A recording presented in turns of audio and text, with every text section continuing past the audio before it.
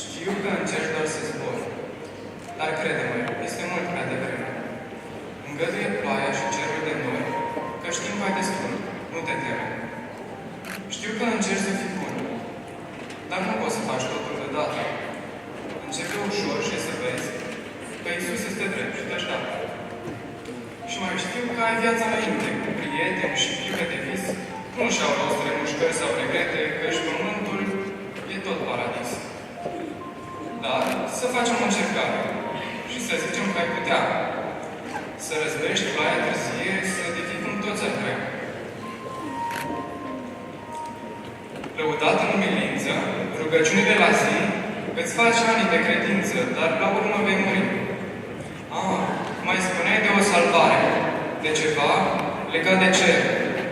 Însă, mie mi se pare cam riscant așa să speri. De ce ți-ai irosit timpul? Ascultând de legea sa, eu spun că al tău e totul. Scopul este viața ta. Și să zic mai pendelete, cerul este cam ciudat. Mii de stele și planete te saturi de-ai zburat. Dar te temi de neființă? N-are rost.